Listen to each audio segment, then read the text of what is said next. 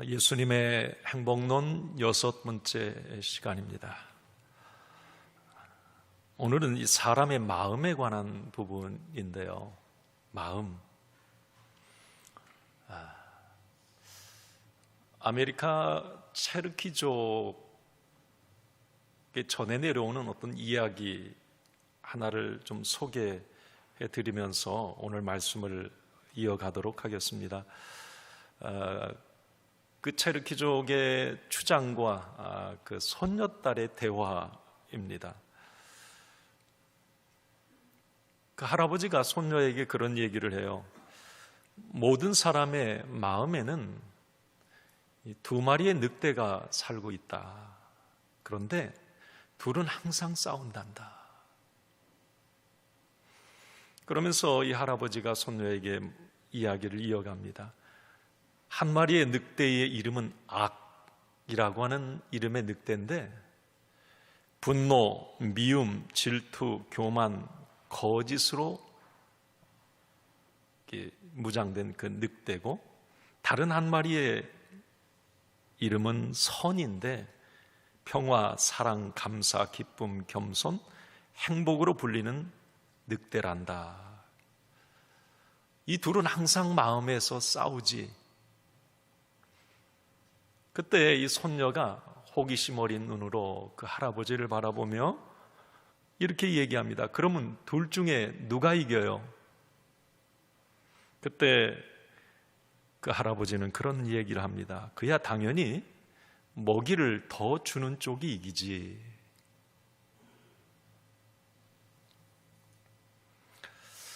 여러분들은 어느 쪽에 먹이를 더 주고 계십니까? 선택은 물론 당신의 몫입니다. 그러나 그 선택이 행복과 불행을 좌우할 수 있습니다. 오늘 예수님도 이 마음의 문제를 터치하십니다. 어떤 마음을 갖느냐가 그 사람의 행복과 불행을 좌우한다고 오늘 예수님이 말씀을 하세요. 자, 오늘 본문 8절을 우리가 다시 한번 읽어보겠습니다. 마음이 청결한 자는 복이 있나니 그들이 하나님을 볼 것이며. 마음이 청결한 자, 이것은 내 마음에 악이라고 하는 늑대를 몰아내고 하나님이 기뻐하시는 그 청결한 마음을 갖는 것인데, 그 사람이 행복한 사람이다. 오늘 예수님의 선언입니다. 우리가 이 마음 이야기를 하면 어디 도 닦는 사람 마음 그런 얘기가 아니에요. 오늘 예수님의 이 마음은 다른 관점으로 여러분들이 좀 이해를 하셔야 되는데, 제가 조금씩 설명을 해 나가도록 할게요. 자, 요즘에 사실 그래요. 우리가 먹고 살기도 팍팍하고 내 직장 예를 들어서 건강이 너무 힘들어서 오늘 내일 하는 사람에게, 지금 돈이 없어서 어떤 파산 직전에 이른 사람에게 마음의 문제 감동 안 줄 수도 있어요. 예수님 당시에도 사실 팔복산에 올랐던 많은 사람들이 오늘 이 예수님의 설교를 듣는다고 상상을 해보면, 그 당시에 이스라엘은 로마 식민 지배하에 있었고 그들의 삶은 팍팍했어요. 고단했어요. 어떤 정치적으로 경제적으로 너무 힘든 상황에서 예수님이 마음이 청결한 자는 복이 있나니, 그 당시의 사람도 언뜻 예수님의 이 말씀에 공감을 하지 못했을 수도 있습니다. 아니, 지금 살기 힘들어 죽겠는데 무슨 마음 타령이야. 그런데 예수님이 사실 그 삶을 몰라서 이런 마음의 문제를 얘기한 것일까? 아닙니다. 예수님은 성경에 보면 당시 사람들의 어떤 삶의 고단함, 어떤 힘든 상황을 마음 아파하셨고 회복을 주시길 원하셨어요. 늘 그 삶에 관심이 많으셨거든요. 그런데 예수님은 분명히 이걸 아셨어요. 눈에 보이는 현실의 문제보다 더 중요한 것은 그 현실을 움직이는 무언가가 있다는 거예요. 그러니까 사람이 현실의 문제로 행복하고 불행하느냐, 그 이면에 그 행복과 불행의 현실을 움직이는 더 큰 영적인 문제, 마음의 문제가 있다고 하는 걸 예수님은 간파하셨습니다. 사실 이 예수님의 팔복의 이 말씀의 대부분은 영혼, 이 마음에 관한 문제예요. 심령의 문제, 애통, 온유함의 문제, 다 이 마음의 문제이거든요. 사실 우리가 눈에 보이는 어떤 현상만을 바라보면 안 되고, 그 눈에 보이는 어떤 현상을 움직이는, 보이지 않는 이 영적인 문제, 마음의 문제를 볼 수 있는 눈이 있어야 진정으로 행복과 불행을 좌우할 수 있다. 이 눈이 열리지 않으면 아무리 많은 돈과 명예, 좋은 환경이 주어져도 절대 행복할 수 없다는 걸 예수님은 아셨기 때문에 이 말씀을 하신 겁니다. 자, 그렇다면 여러분, 예수님이 오늘 선언하신 이 마음이 청결한 자는 복이 있다, 행복할 것이다. 자, 어떤 의미일까요? 자, 오늘 나에게 이 말씀은 어떤 의미일까요? 여러분, 마음이 청결한 자가 행복한 거 맞습니까? 자, 그러면 이건 100% 맞는 말씀인데, 자, 이 말씀을 한번 이제 좀 우리가 성경적으로 들여다보고 한번 적용해 봅시다. 우선 우리가 이 마음이라고 하는 이 문제, 성경이 말씀하고 있는 마음을 우리가 알아야 돼요. 이 성경에 이 마음이라고 하는 단어들이 참 많은데, 그 성경에서 말하는 이 마음은 다 이 영혼과 연관이 되어 있어요. 그냥 세상에서 말하는 어떤 정신, 무슨 내 마음 먹는 거, 이게 아니라 영적인 것과 항상 연관되어서 성경은 마음이라고 표현을 합니다. 자, 그러면 성경이 말씀하고 있는 이 마음은 첫째로 이 생명과 연관이 있어요. 성경은 그렇게 말을 해요.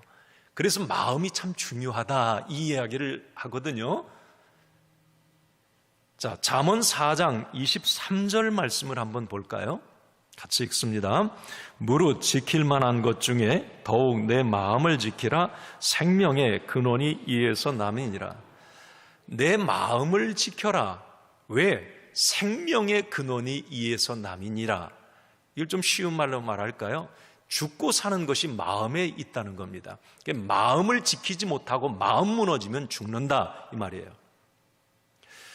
여러분, 하루에 우리 한국에 자살하는 사람이 40명이라고 하는데 하루씩 40명씩 죽어간다는 거예요.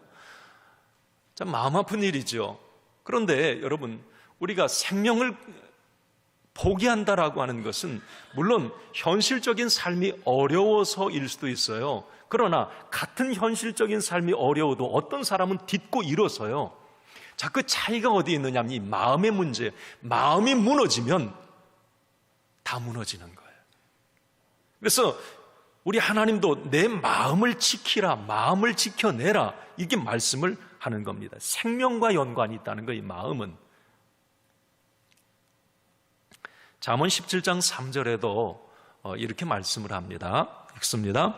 도가니는 은을, 풀무는 금을 연단하거니와 여호와는 마음을 연단하시느니라. 하나님은 마음을 연단하신다. 우리 하나님은 마음이 생명과 연관이 있기 때문에 내가 온 것은 양으로 생명을 얻게 하고 더 풍성히 얻게 하려고 예수님이 오셨어요. 그런데 이 마음이 생명과 연관이 있어요. 그래서 우리 하나님은 우리 모든 하나님의 백성들에게 마음을, 아까도 여호와는 마음을 연단하시느니라, 이 마음의 근육을 자꾸 키워가길 원하세요. 작은 부분에 마음이 흔들려서 무너지고 그 무너지면 생명도 결국 연관이 있기 때문에 우리 하나님은 이 마음이 강해지길 원하시고 강하고 담대하라, 자꾸 우리 하나님이 마음을 지킬 수 있도록 자꾸 우리를 훈련해 갔어요. 오늘 예수님도 그 마음은 생명과 연관이 있는데 그 마음이 청결해지는 사람이 행복한 사람이고 건강한 삶을 살아갈 수 있다고 말씀을 합니다.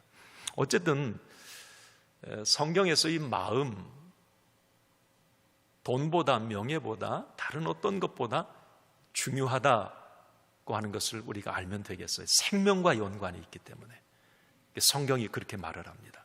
또 하나, 성경에서 말씀하고 있는 이 마음, 왜 중요하느냐면 이 마음은 하나님의 관심사예요.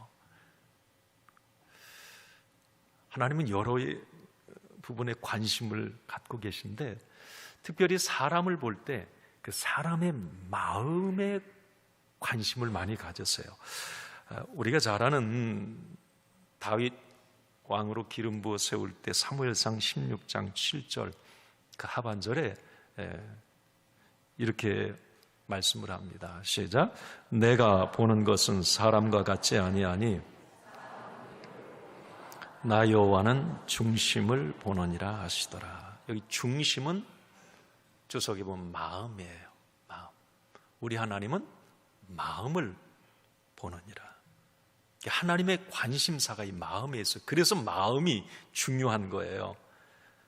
마음이 어떠느냐에 따라서 우리 하나님은 그 사람을 취하시기도 하고 버리시기도 하셨어요. 사람은 겉을 보잖아요. 야, 거룩하다, 깨끗하다, 겉을 볼 수 있는데 우리 하나님은 아니라는 거예요. 그 사람의 마음을 보신다는 거예요. 마음. 성경에 보면 이스라엘의 이 초대 왕 사울과 이대 왕 다윗을 이렇게 한번 여러분 비교해 보셨어요? 사실 사울은 이 다윗보다 모든 면에 나았어요. 뭐 외모가 나은 그런 부분도 있지만 사실 죄를 진 것도 보면 다윗이 훨씬 더 많이 죄를 짓고, 그런데 하나님은 이 사울을 버리셨어요. 그리고 다윗을 내 마음에 합한 자라고 그래. 아니 다윗이 제가 볼 때는 5-6배는 죄를 더 많이 졌어요. 그런데 왜 하나님은 다윗을 취하시고 사울을 버리셨는가? 성경 시편에 보면 그게 확실히 드러나요. 이 사울 같은 경우는 뭐 겉으로는 제사도 잘 드리고 요즘 말로 말하면 대단했어요.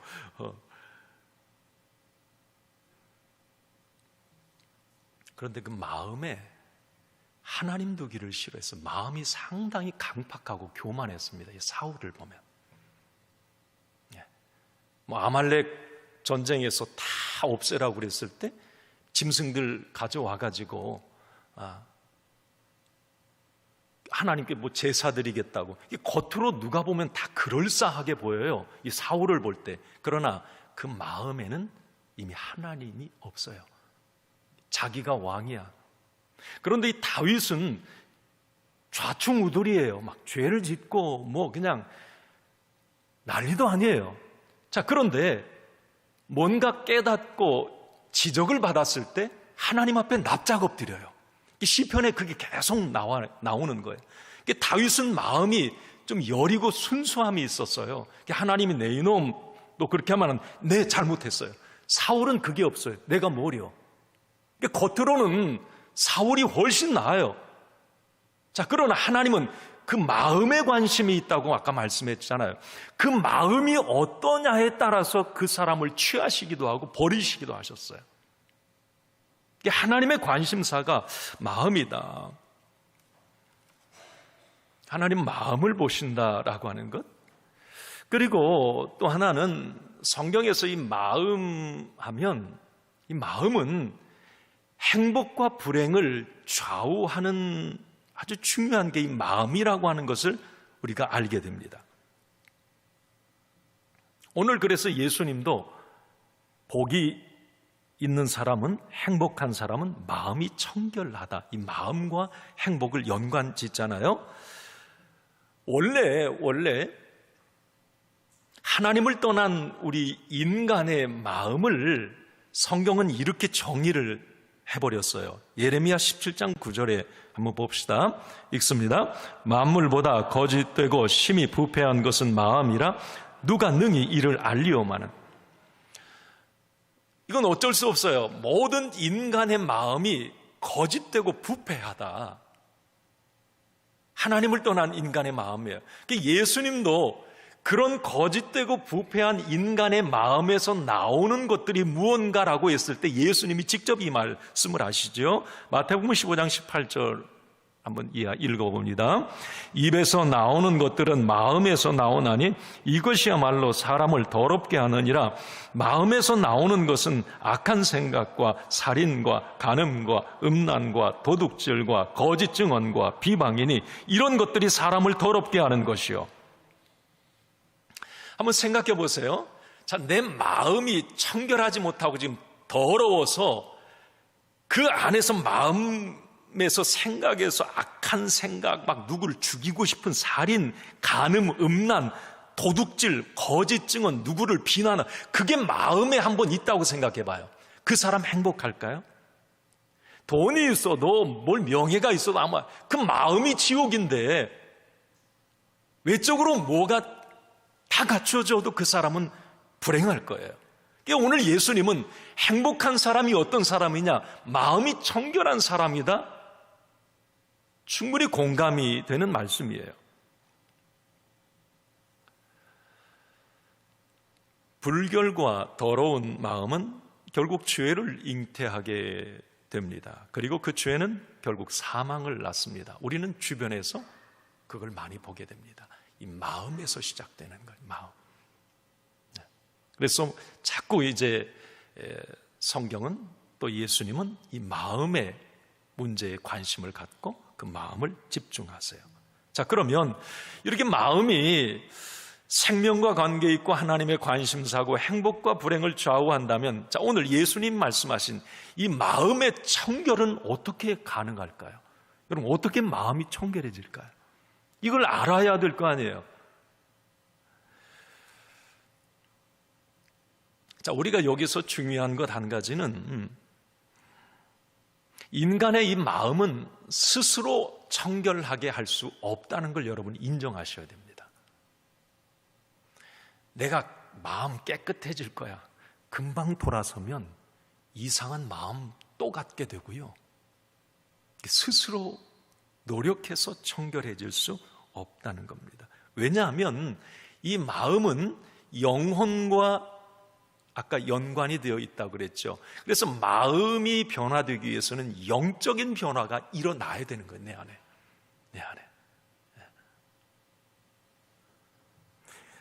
그러면 자 보세요. 이 마음이 청결해지는 두 가지 방법을 성경은 제시를 하고 있어요. 그 청결한 마음이 그래야 가능해지는 건데, 첫 번째는 한번 여러분 읽어봅시다. 시작. 예수 그리스도의 보혈로 깨끗해질 수 있다. 무엇으로 깨끗해질 수 있다고요? 예수 그리스도의 보혈로. 자, 베드로전서 1장 18절과 19절을 읽습니다.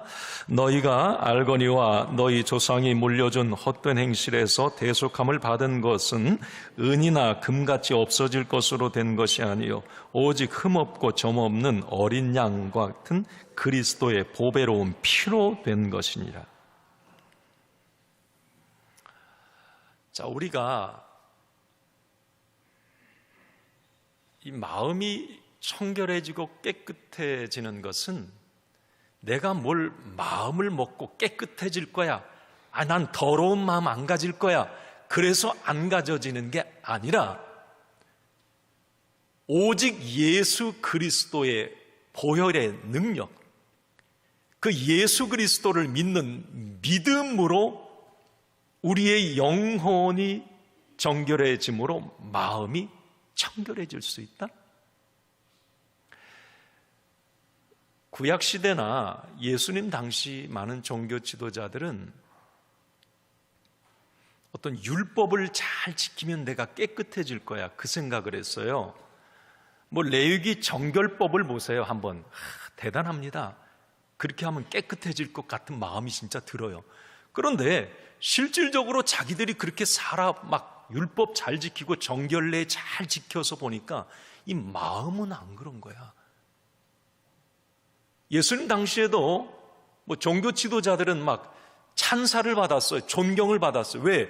겉으로 보면 대단하거든요. 그들의 금식과 고행과 그들의 선행과 율법 지킴을 보면 와, 옆에 이렇게 있으면 막 그냥 거룩이에요. 그런데 본인 스스로는 자기 자신을 들여 마음은 해결이 안 되는 거예요.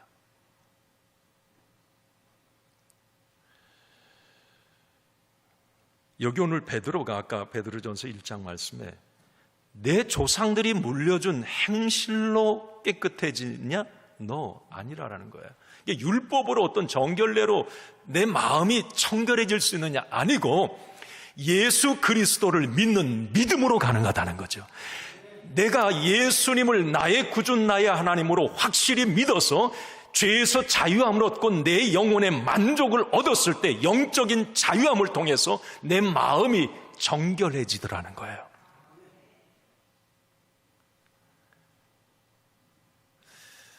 여러분 이탈리아 로마 여행 이렇게 하면 성지순례 할 때도 거기를 가는데 한번 여러분 개인적으로 여행 갈 일이 있어서 이탈리아 가면 성프란시스 고향 아시시 꼭 한번 가보세요. 거기 구경할 게 참 많아요. 여러분 우리 프란시스 성자 성프란시스 잘 알잖아요. 아시시에 가면 성프란시스가 수도원처럼 기도했던 곳에 이제 큰 교회 성당이 있어요. 그런데 특이한 게 그 성당에 가면 정원 큰 정원인데 장미 정원이에요. 그런데 여러분 장미는 가시가 있어요, 없어요? 있죠. 근데 거기 안에는 가시가 없어요. 희한해요. 가서 만져봐도 진짜 가시가 없어요. 장미는 가시가 있잖아요. 장미 꽃이 펴고 다 가시가 없어요. 왜 그럴까? 이제 이유를 설명을 하는데 이런 이야기입니다.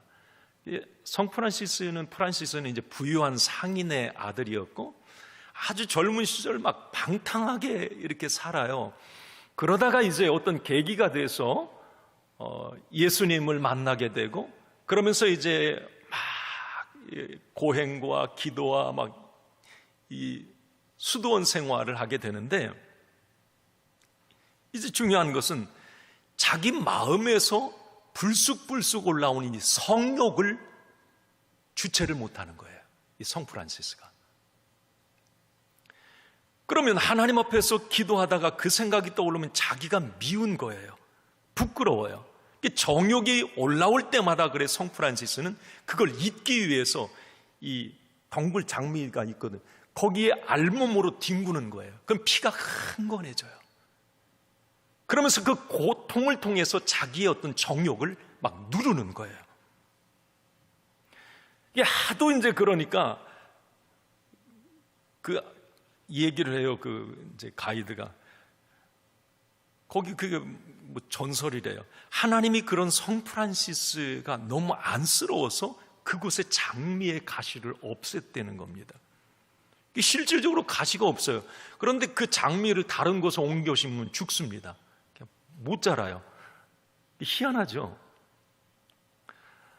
저는 이제 오늘 말씀을 이렇게 묵상하다 제가 가서 봤던 그 생각이 떠오르면서 이런 생각이 들어요.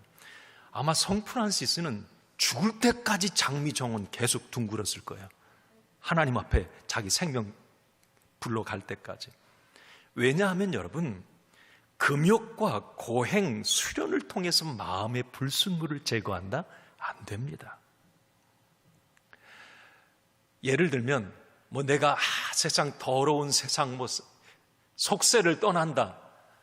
그래 여러분 어디 절간에 들어가고 어디 수도원에 들어가고 자연인처럼 산속에 들어가면 막 깨끗해질까요? 겉으로는 좀 그럴 수 있어요. 마음은 그렇지 않은 거예요. 마음은 그런다고 깨끗해질 수가 없어요. 왜냐? 세속은 세상에 있는 것이 아니라 마음에 있기 때문에 그래요. 그래서 이 사도행전 15장 8절 9절 말씀에도 이렇게 말씀합니다. 한번 읽습니다. 시작. 또 마음을 아시는 하나님이 우리에게와 같이 그들에게도 성령을 주어 증언하시고 믿음으로 그들의 마음을 깨끗이 하사 그들이나 우리나 차별하지 아니하셨느니라. 아멘. 하나님은 우리 연약한 죄성을 가진 인간의 마음을 아셨던 거예요. 스스로 노력, 율법을 통해서 자기가 막 고행을 통해서 안 된다는 겁니다. 그래서 우리 하나님은 새로운 방법을 우리에게 제시해 주신 게 뭐냐면 예수 그리스도를 믿음으로 마음이 깨끗해질 수 있다는 거예요. 내가 단지 예수 그리스도를 그 믿음을 갖게 되었는데 예수님을 믿다 보니까 내 마음에 불순물들이 빠져나가는 걸 경험하게 되는 거예요. 내가 막 노력을 해서 그런 게 아니라 이게 믿음의 능력이거든요. 이게 믿음의 신비함이에요. 하나님을 더 뜨겁게 믿고 하나님을 더 사랑하면 할수록 내 마음의 불순물은 빠져나가는 거예요. 마음의 청결함은 예수 그리스도의 보혈의 능력, 그 예수 그리스도의 보혈의 능력을 믿는 믿음으로 깨끗해질 수 있다라는 거예요. 이건 우리가 참 많이 경험하는 거예요. 믿음의 능력이구나.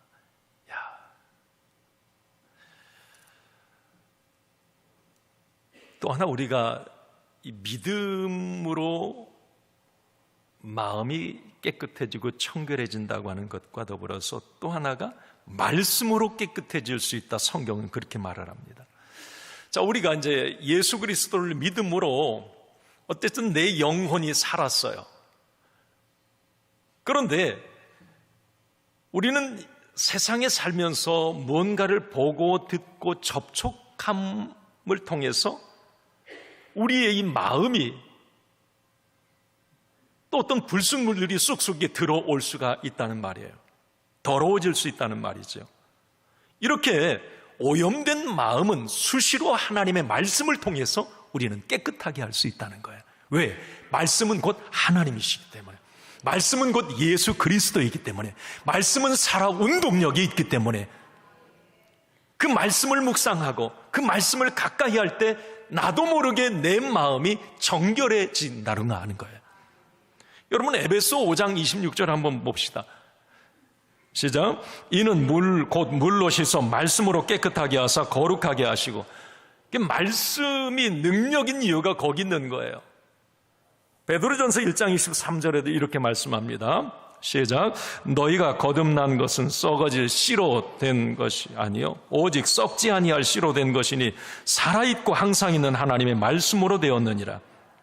우리가 거듭난 것, 새롭게 된 것은 하나님의 말씀으로 된다는 거예요.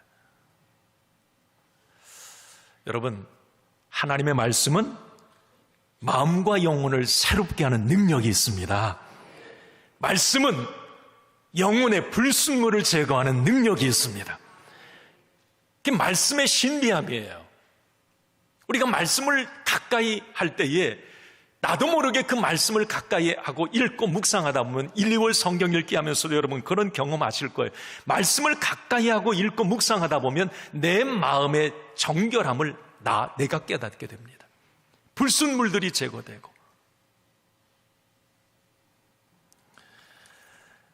그래서 우리가 이 근묵자흑이라는 말, 묵을 가까이 하면 검어진다, 그런, 제가 하나 만들어 봤어요. 근경자백. 무슨 뜻이에요? 성경을 가까이 하면 희어진다. 근경자백. 여러분, 시편 12편 6절 말씀에 이런 말씀이 있어요. 읽습니다. 여호와의 말씀은 순결하여 흙 보관 위에 7번 단련한 은 같도다. 하나님의 말씀은 순결하다는 거예요. 불순물이 다, 그 능력 있는 하나님의 말씀을 가까이 하다 보면 나도 모르게 정결해지고 희어진다는 거예요. 그게 말씀의 능력이라는 겁니다. 사랑하는 성도 여러분, 하나님의 말씀을 가까이 하시기 바랍니다. 가까이 하세요. 마음을 막 내가 청결해질 거야, 내 마음을 깨끗하고 난 순수한 마음 가질 거야, 메롱이에요. 안 되는 거예요. 내가 주님과 더 가까워지고 주님을 믿는 믿음이 내 안에 커지고 늘 하나님의 말씀을 가까이 할 때에 우리 하나님이 내 마음의 불순물을 빼내가셔야 되는 거예요. 막아주셔야 되는 거예요, 하나님. 그래서 저는 아무리 여러분 뭐 어디 가서 도 닦아도 그 마음은 지옥일 수 있어요. 하나님이 역사하시고 하나님의 믿음이 내 안에서 일하지 않으면 절대 어떤 내 안에 이 그런 불순물들이 빠져나갈 수가 없는 것. 주님의 일하심. 자, 그러면 여러분 마지막으로 이 마음이 청결한 사람 오늘 어떤 복을 누린다고 예수님이 말씀하셨는가? 오늘 8절을 한번 본문을 다시 봅시다. 시작. 마음이 청결한 자는 복이 있나니 그들이 하나님을 볼 것이며. 우리가 주님의 보혈의 능력으로 그 보혈의 능력을 믿는 믿음으로 하나님의 말씀으로 마음이 청결해져요. 그럼 그 마음이 청결한 사람은 어떤 복이 임하는가? 하나님을 볼 것이며 그랬어요. 하나님을 볼 것이며. 자, 여러분 여기 하나님 본 분 계세요?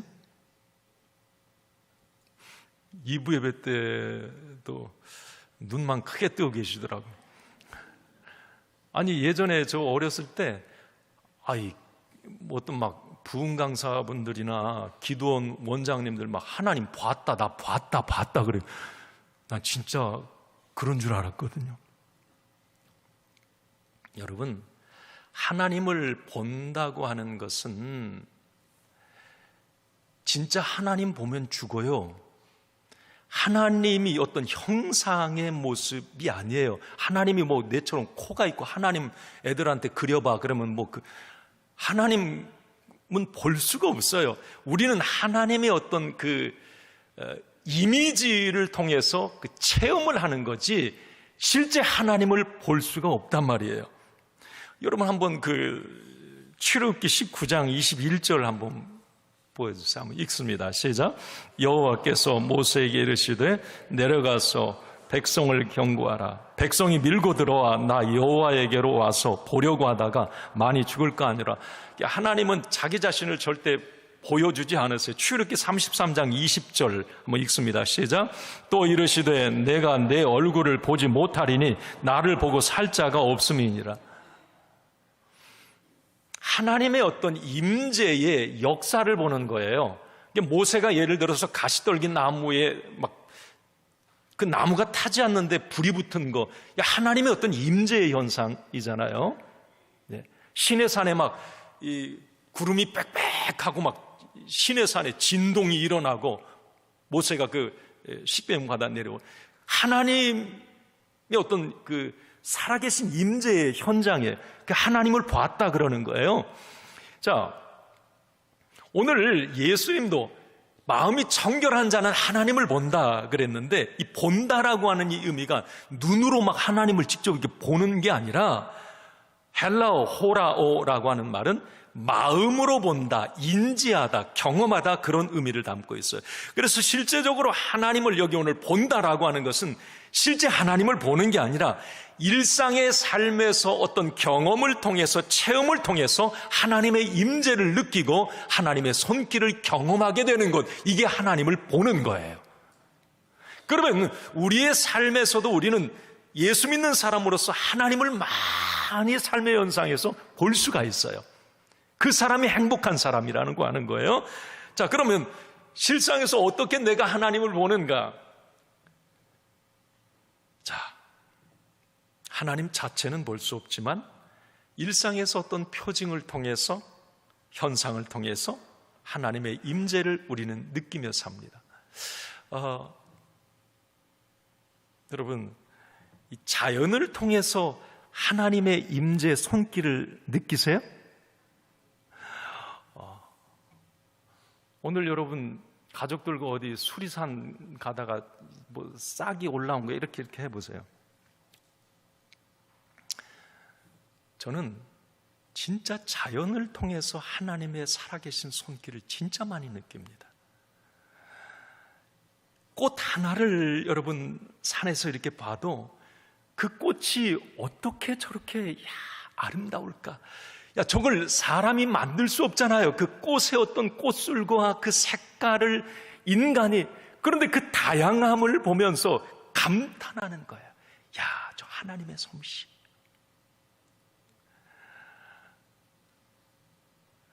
예전에 뭐 가끔 이렇게 어디 아쿠아리움에 가잖아요. 그러면 저는 이 물고기 한 마리가 너무 신비한 거예요. 제 아내하고는 달라요. 제 아내는 막 손살같이 저기 가 있어요. 막. 나는 왜 안 오냐고 맨날 하는 말이고요. 길을 가다가도 뭐 하나를 발견하면 신비해요. 나는 그 속에 하나님의 어떤 손길을, 하나님이 하셨네. 하나님은, 목사님 그만 오세요. 보통은 여보라고 하거든요. 막 내가 이제 그러면 자기도 이제 질린다고 그만 좀 하라고. 그만 좀 물고기 좀 봐. 저거 어떻게 저렇게 신비한. 나는 그 보면서 이 하나님의 솜씨가 놀라워. 하나님을 보는 거예요. 하나님을 매 순간에. 여러분, 우리 어떤 인간의 역사를 봐도 역사의 수레바퀴를 돌리신 분은 하나님이시다, 이것이 깨달아지는 거예요. 내 인생 하나를 놓고 봐도 하나님의 살아계심을 분명히 나는 고백할 수가 있는 거예요. 그러니까 여러분 한번 생각해 보세요. 내 일상의 삶에서 어떤 자연을 통해서 매 내 삶의 바운더리 안에서 하나님의 임재를 느끼고 보는 사람 얼마나 행복할까. 마음이 청결한 자가 하나님을 본다, 그 사람이 행복한 사람이다, 공감이 충분히 됩니다. 그런 사람은 고난을 만나도 지금 힘들어 죽겠는데 그 속에 하나님의 일하심을 보는 거예요. 그 사람이 복 있는 사람인 거예요. 당연한 것처럼, 그냥 뭐 자연스러운 것처럼, 내가 한 것처럼 그 눈만 가지고 사는 사람 절대 행복할 수가 없어요.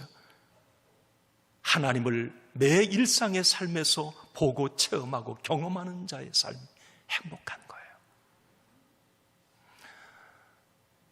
여러분, 우리가 자연을 통해서 우리의 삶의 자리에서도 그걸 경험하지만 우리가 영적 생활을 하면서도 참 그거 많이 우리가 경험합니다.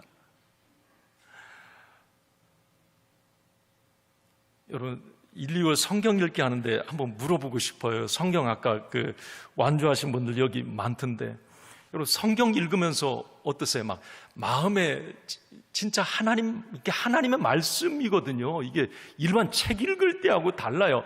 그 말씀을 읽으면서 말씀의 어떤 통에 감동이 오고 은혜가 되고, 와, 살아계신 하나님의 어떤 손길이 느껴지고 하나님이 내게 말씀하심이 느껴지고 막 기쁘고 밥을 안 먹어도 만족하고. 이거 경험하셨어요?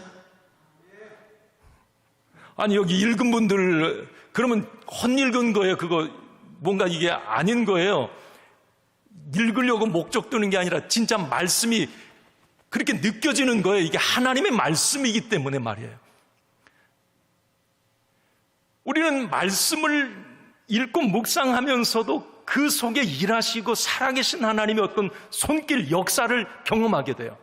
여러분, 우리 예배 드리면서도 그러잖아요. 어떤 분이 예배 끝나고 와가지고 나 하나님 만났어. 뭘 만나? 그 사람이 예배 드리면 하나님 봤나요? 아니에요. 말씀을 들으면서 찬양을 하면서 뭔가 내 마음에 성령님의 어떤 터치, 은혜를 경험하는 거예요. 우리는 영적 생활을, 내가 혼자 개인적으로 기도하다가도 뭔가 내 마음이 뜨거워지고 주체할 수 없는 눈물이 나오고 하나님 앞에서 막 기도하게. 그럴 때 하나님의 막 살아계심, 그 믿음이 와요. 할 수 있어. 돼. 하나님을 만나는 거예요. 여러분, 오늘 예수님이 하나님을 보는 사람이 행복하다? 실제적으로 하나님 보는 게 아니라 내 일상의 삶에서, 모든 삶의 자리에서 하나하나 사건 속에서, 영적 생활 속에서 이렇게 하나님을 보고 경험하는 삶을 사는 것, 이게 행복한 삶이라. 여러분, 그런 행복의 주인공들이 되시기 바랍니다. 그런 행복의 주인공들이 되시기 바랍니다. 오늘 말씀을 마칩니다. 우리 일상에서 늘 실수하고 넘어질 수 있어요. 그러나 이것만은 잊지 마세요.